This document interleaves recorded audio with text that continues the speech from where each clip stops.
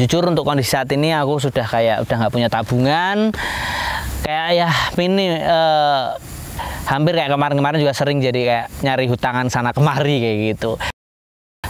Buat teman-teman juga yang beternak, semoga mari kita sama-sama berdoa agar kondisi yang nggak enak ini segera usai lah. Bye-bye kondisi nggak enak.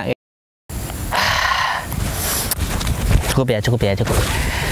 Halo, assalamualaikum warahmatullahi wabarakatuh. Selamat datang kembali di channel Gopur Goplem ya.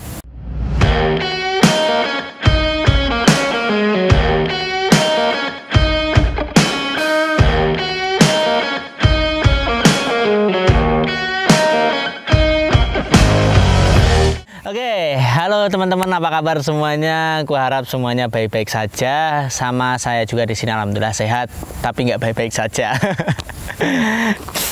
Oke, jadi teman-teman, di video kali ini nggak tahu nih nanti ya video ini bakal diupload duluan atau tadi udah tag terkait tentang harga telur, atau nggak tahu yang mana, intinya terserah. Intinya sampai video ini dibikin atau pas pembuatan ini, setelah sekian lama, sekian minggu nggak bikin video, akhirnya bikin lagi.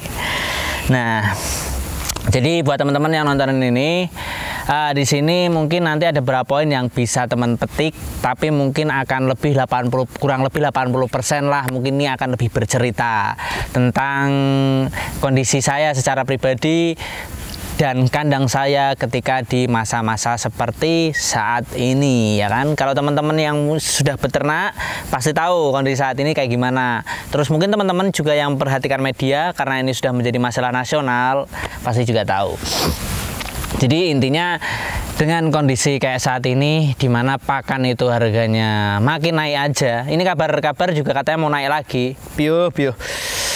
Terus ditambah harga telur juga yang makin anjlok, ya kan, bahkan sudah menyentuh di angka 14.000 rupiah, jauh banget dari angka batas minimum kita bisa jual telur agar BEP, agar tidak untung aja itu udah jauh banget. Ini kita sudah di angka 14.000, berarti sudah rugi, aku sudah rugi. Dan jujur aja, secara pribadi aku dengan kandangku, aku setiap hari harus memikirkan kerugian yang kurang lebih 400.000 dengan kondisi saat ini kayak gitu. 400.000 itu aku baru ngitung biaya operasional pakan aja. Jadi ibarat kalau aku jual telur mungkin sehari bisa 1,5, ya kan, 1,6 gitu kan, karena jumlah produksi harian kurang lebih kan punyaku ada 110 kilo. Kalau aku uangkan ya paling di angka 1,6 juta itu kan seharinya kayak gitu. Sementara biaya pakan untuk total populasi ayam-ayamku di kandang itu sekarang sudah mencapai angka 2 juta. Itu baru pakan, belum biaya pemeliharaan, biaya tenaganya lah ini kayak gitu. Belum juga biaya vitamin, resiko dan lain-lain. Tuh aku jadi nggak mau ngitung yang bagian itu. Intinya biaya pakan aja sudah di atas harga jual telur, kan rugi kan. Nah, pada akhirnya seperti yang teman-teman tahu, aku belakangan jadi jarang konten karena terlalu fokus untuk menyelesaikan atau minimal meminimalisir kerugian aku dengan kandangku. Jadi akhirnya aku banyak melakukan langkah-langkah strategis yang aku lakukan secara pribadi. Ya seperti nanti akan aku ceritain detailnya kayak gimana aku akhirnya mengantisipasi atau meminimalisir kerugian itu apa aja yang aku lakukan. Jadi kayak gitu. Oke, langsung aja ke cerita berarti. Langsung ini ya. Jadi langkah strategis yang aku lakukan adalah dengan menghemat biaya pakan sebisa mungkin yang bisa aku hemat kayak gitu. Jadi kalau kayak sebelumnya aku mungkin jagung biasa beli sudah jadi, atau bahkan kayak kemarin-kemarin sebenarnya aku sudah mulai karena jumlah populasinya sudah lumayan, aku beli pakan yang sudah siap saji gitu. Jadi udah diadukkan gitu dari penjualnya gitu. Tapi dengan tingginya harga kayak gini, dengan merosotnya harga telur, rasanya aku perlu merevisi ulang sistem tersebut. Jadi kayak kemarin akhirnya aku mau nggak mau terjun langsung ke lapangan mencari para petani yang punya jagung, lalu aku beli dengan harga ya tawar menawar lah, intinya kayak gitu. Harga standar tapi tetap tawar menawar. Jadi alhamdulillah dengan langkah-langkah tersebut seenggaknya aku bisa meminimalisir kerugian selisih antara 100.000 sampai 140.000 seperti itu. Itu dari jagung.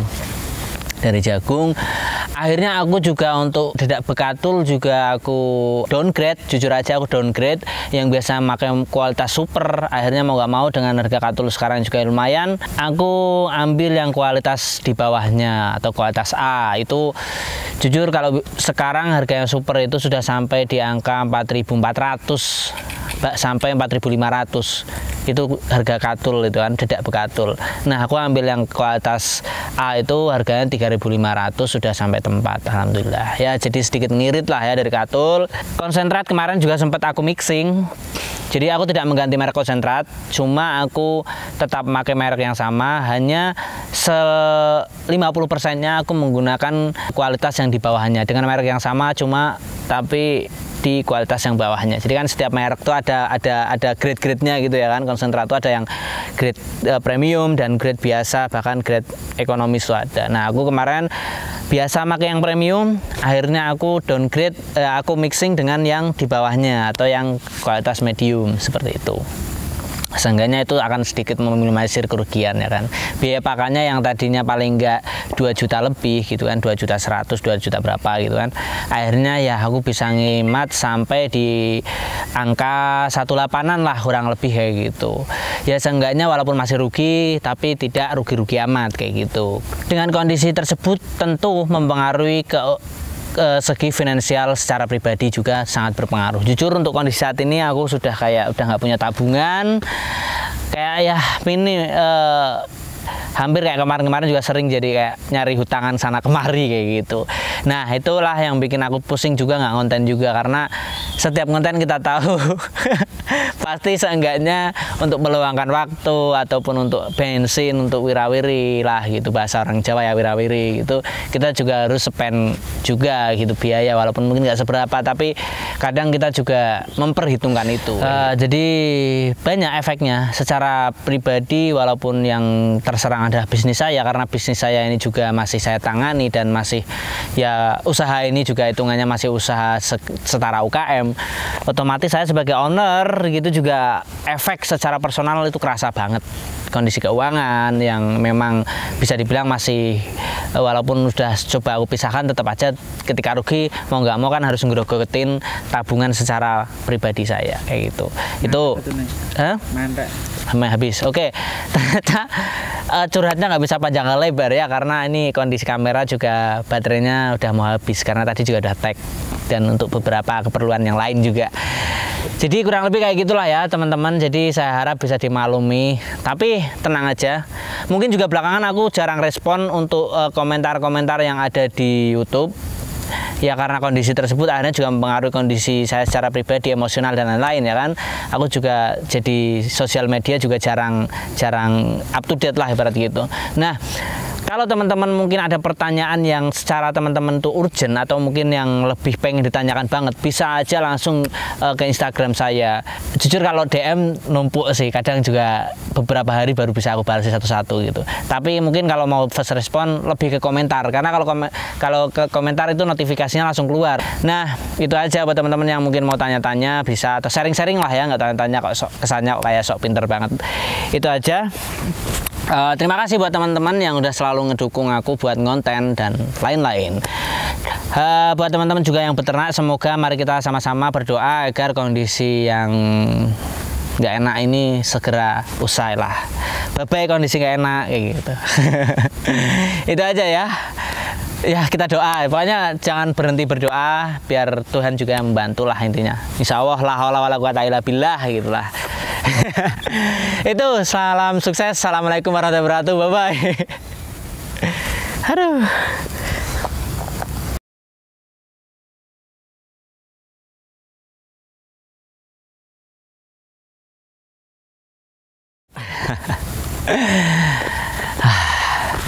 Berusaha untuk kuat ini, berusaha untuk kelihatan sumringah dan happy, padahal pikirannya set.